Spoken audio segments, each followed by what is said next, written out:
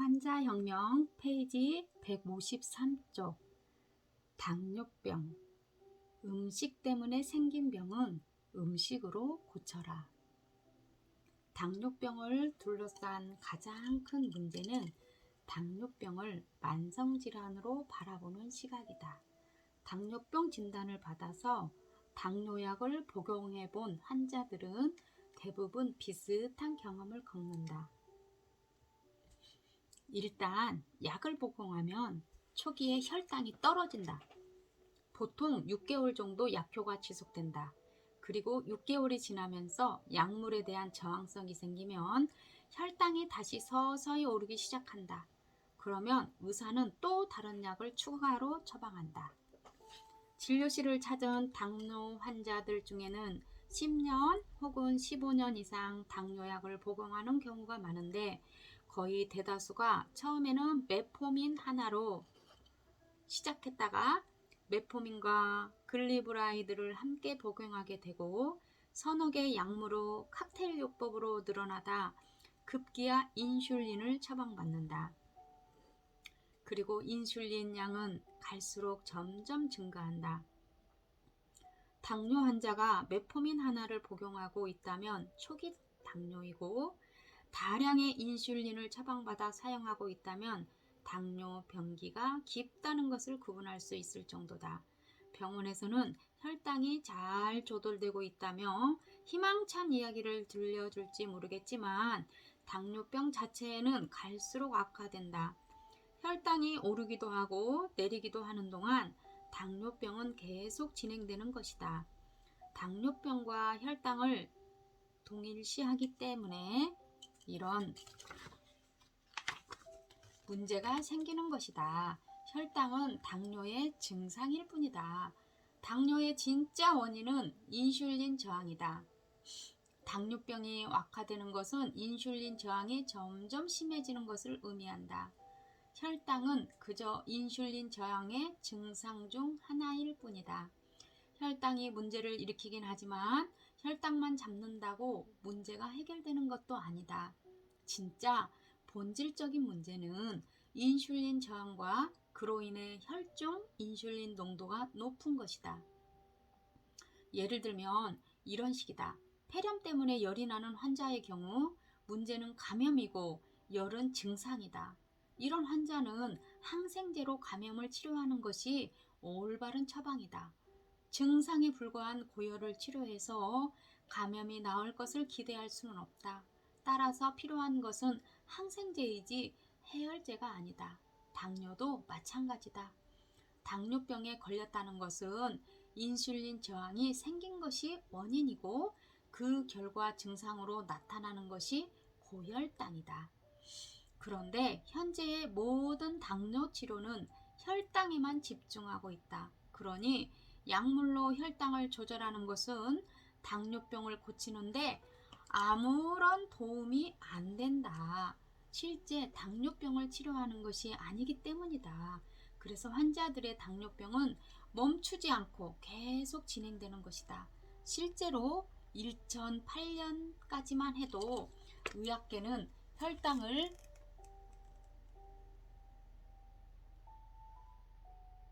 조절하는 것은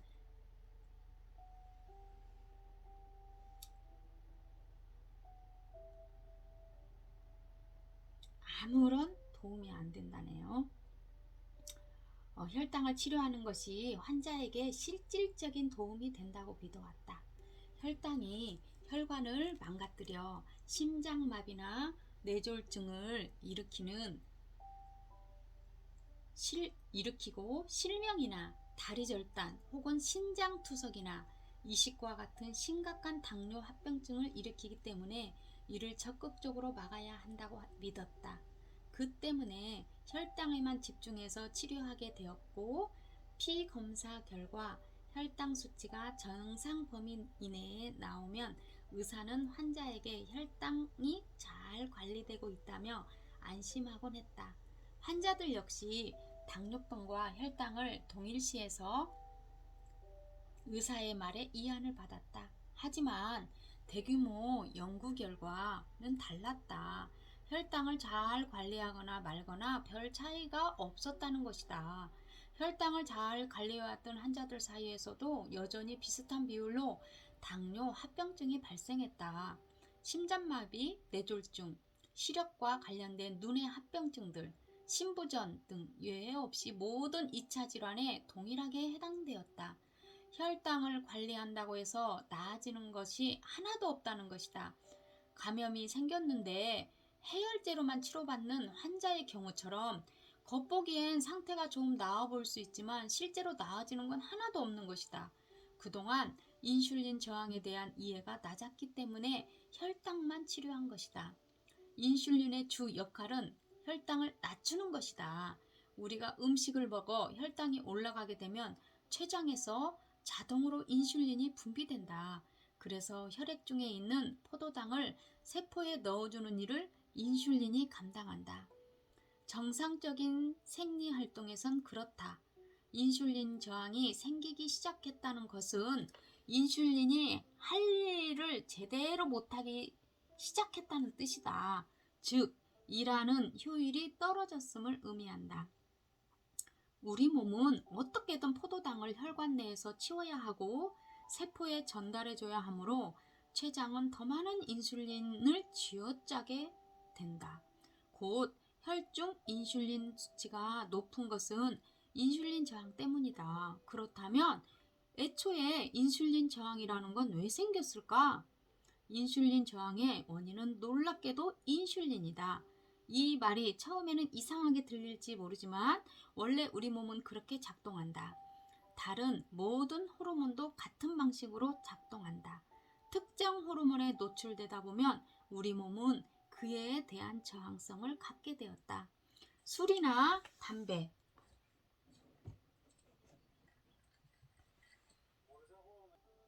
중독성 강한 마약이나 진통제를 보면 이해하기 쉽다. 처음 접할 때는 약효가 강하게 온다. 하지만 경험이 반복될수록 약효는 떨어진다. 같은 효과를 얻기 위해 점점 더 많은 양을 필요로 하게 되는데 이 때문에 약물 남용과 중독이 생기는 것이다. 약물에 대한 저항 혹은 내성 때문이다. 인슐린도 마찬가지다. 당뇨 환자가 인슐린 주사를 맞으면 맞을수록 인슐린 저항은 더 커질 수밖에 없다. 인슐린을 처방받는 환자들은 악순환의 고리에 빠지게 된다. 완치에 대한 소망은 사라진다. 인슐린 치료는 효과가 없을 뿐만 아니라 상황을 더욱 악화시킨다. 악순환에 불을 지르는 행위와 같다. 혈당을 낮추려고 주사한 인슐린 때문에 인슐린 저항이 더 심해진다면 심각한 문제가 아닐 수 없다.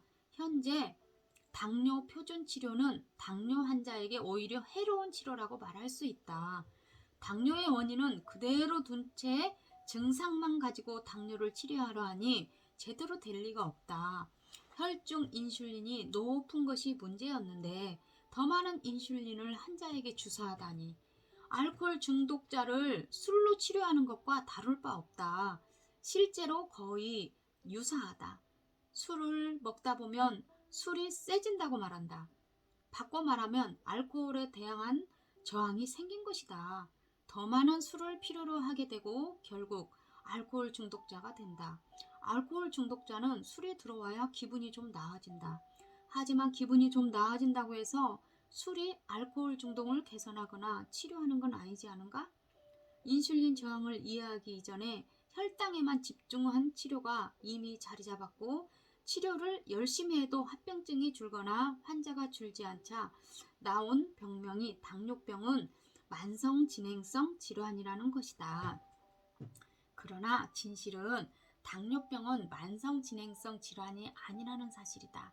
실제로 많은 당뇨병 환자들이 당뇨병을 고치기 때문이다. 다만 약으로 고친 환자는 없다. 약으로 고친 환자는 없다. 당뇨약을 처방할 때는 처음부터 이 약을 먹고 당뇨를 고치자는 목적이 아니다. 앞으로 평생 먹으면서 혈당을 잘 관리하자는 것이다. 혈당은 무서운 거니까. 그런데 뜻밖의 극단적인 비만 치료로 밴드나 이후에 술로 위를 잘라낸 환자들의 경우 90%가 당뇨가 사라진다.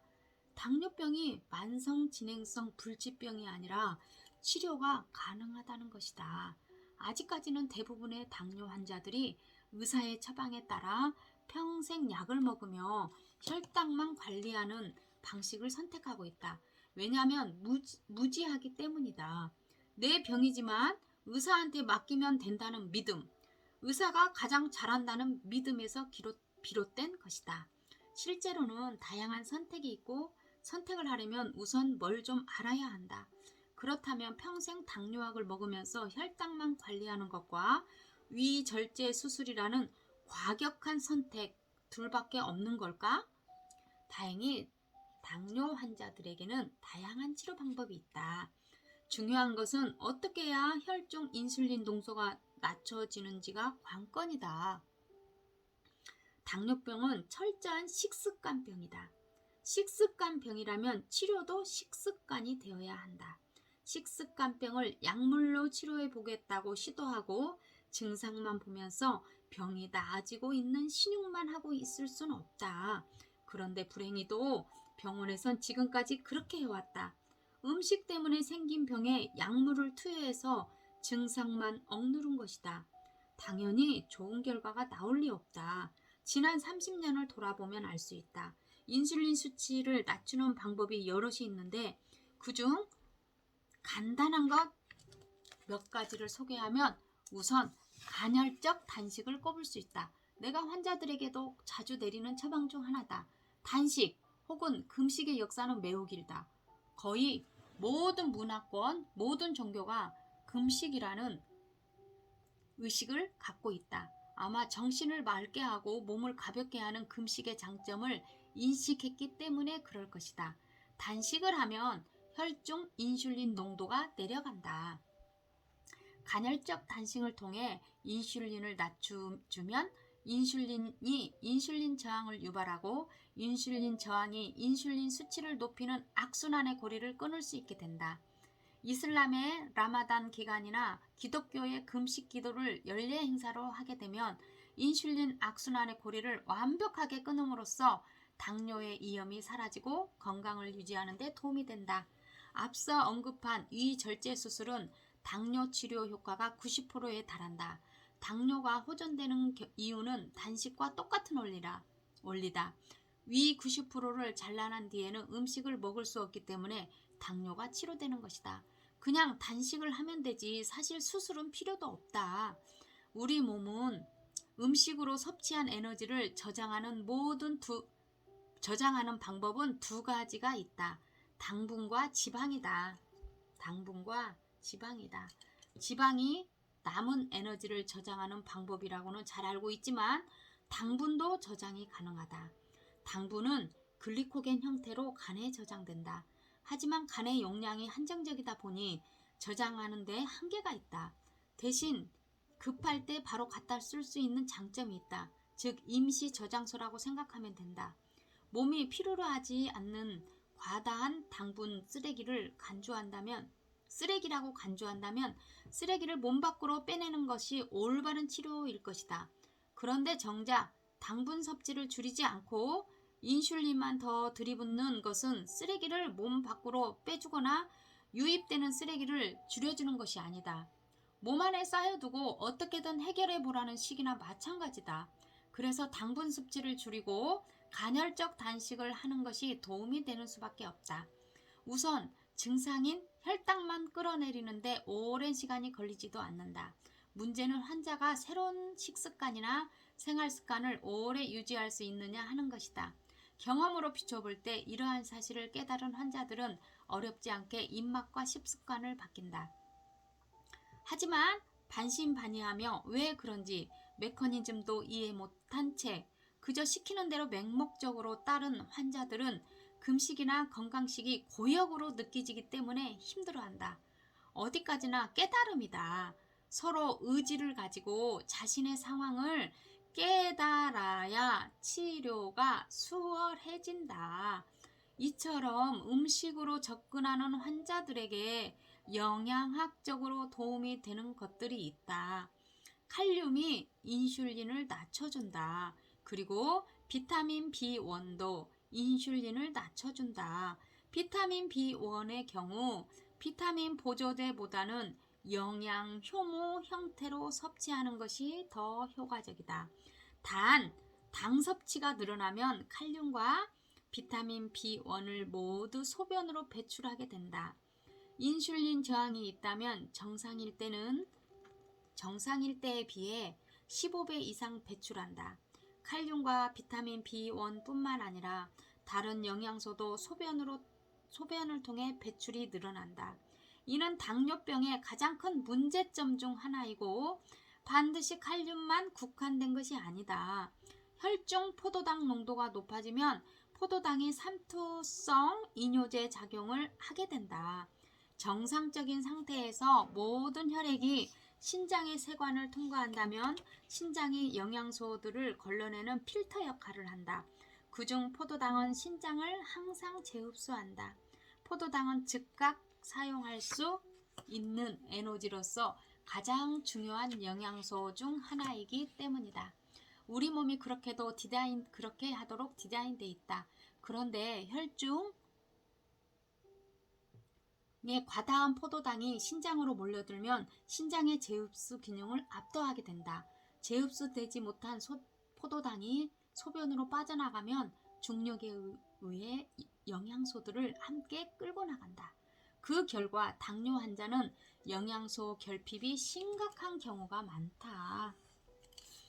그래서 당뇨병 환자는 엄청나게 많은 영양분을 공급해서 채워 넣어야 할 필요가 있다. 밑 빠진 통에 물 붓기 격이기 때문이다. 하지만 이 심각한 영양 결핍 문제를 병원에서는 아무도 신경 쓰지 않는다. 그저 혈당만 관리하는 게 전부다. 58세의 동양 남자 환자가 찾아왔다. 12년째 당뇨약과 인슐린을 복용하고 있었고 체중은 100kg이었는데 당뇨 합병증으로 망막증, 신경통증, 신장병 등을 앓고 있었다. 부인의 성화에 못 이겨 억지로 병원에 끌려오긴 했지만 본인에게도 반드시 나아야겠다는 의지가 있었다. 간헐적 단식과 탄수화물 제한식을 병행하며 미네랄과 비타민 보충제 복용을 주축으로 하는 치료 프로그램을 시작했는데 혈당은 금방 내려갔고 체중도 1년 동안 계속 감소하여 현재 85kg까지 내려왔다. 당화혈색소도 7% 정도 낮아졌고 인슐린도 55유닛 맞던 것을 6주 만에 다 끊을 수 있었다. 혈당 정상, 당화혈색소 정상, 인슐린이 필요 없고 모든 약을 다 끊고 체중도 거의 정상이 되었으며 합병증 증상 모두 정상으로 돌아왔다면 당뇨병 완치라는 말을 감히 해도 괜찮지 않을까? 이것은 당뇨의 간단한 원리를 이해하고 그에 맞게 접근할 때 가능한 결과다. 계속해서 약 처방만 늘려가는 식의 접근이 아니고 무슨 신약이 새로 나왔다면 기대를 걸고 실험에 참가할 것을 권유하는 식의 접근이 아니다. 당뇨는 식습관 병이니 식습관으로 고칠 수 있다는 점을 의사가 함께 이해했기에 가능했던 것이다. 또 다른 환자는 47세의 동양 남자로 최근에 당뇨 진단을 받았다. 당화혈색소 8.9%, 보통 7% 이상이면 당뇨였는데 이 환자는 본인이 약을 먹기 싫어했고 주치의가 환자 의견을 존중해서 약 먹지 말고 치료 프로그램을 먼저 시도해 볼 것을 허락했다. 물론 결과는 4주가 걸리지 않아 완치되었다. 이 환자는 좋은 주치의를 만난 경우다. 보통은 약만 먹으면 큰일 난다고 겁이나 주기 일쑤니까 환자가 당뇨나 고혈압, 콜레스테롤 약을 거부하면 갑자기 쓰러져 죽을 수 있다는 협박 아닌 협박을 의사로부터 듣는 것이 현실이다. 실제로 그런 일이 있었다. 여성 환자분이 당뇨와 콜레스테롤 수치가 높았는데 생협에서 주관하는 다이어트 프로그램에 참여하고 4주 만에 모든 수치가 정상이 되었다. 약을 다 끊고 6개월이 지나 정기검진을 위해 주치의를 찾아갔다. 검사 결과 수치가 모두 정상으로 나오자 주치의가 너무 좋아했다고 했다. 문제는 주치의가 좋아하는 모습을 보니 그저 처방해준 약을 안 먹었다는 사실을 차마 말할 수 없었다고 했다. 왠지 그 의사가 실망할 것 같다라는 것이었다. 무슨 뜻일까? 환자도 본능적으로 아는 것이다. 약을 처방하는 것이 의사의 주 업무라는 것을. 원래 가장 이상적인 그림은 혈액 검사가 모두 정상으로 나왔을 때 환자가 약을 안 먹고도 이렇게 정상이 되었다고 밝히면 의사는 오히려 더 좋아해줘야 하는 것이 맞다. 하지만 실제로 이를 서운해하거나 못마땅해하거나 여기는 의사들이 존재한다는 사실이다. 당뇨는 기능의학 의사들이 가장 흔히 다루는 질환이다. 당뇨병 환자들은 기능의학 전문의와 상담할 것을 권하는 바이지만 그 전에 어떤 종류의 치료를 받는 것인가 하는 선택은 환자에게 달려있다. 지금까지 치료의 종류도 의사에게 맡긴 셈이지만 이것만큼은 환자가 결정해야 할 문제다. 그러나 아는 게 없으면 올바른 결정을 내릴 수 없다. 이는 아는 자만 선택할 자격이 있음을 잊지 말고 공부해야 된다. 내 병에 대한 공부가 치료의 시작이다. 네, 오늘은 환자연명 162쪽까지 당뇨에 관련된 내용을 읽어드렸습니다. 여러분 조용히 진짜 들어보시고 당뇨는 식습관병이라는 것을 꼭 잊지 마시고 나의 식습관을 다시 뒤돌아볼 수 있는 좋은 시간이 되었으면 좋겠습니다. 감사합니다.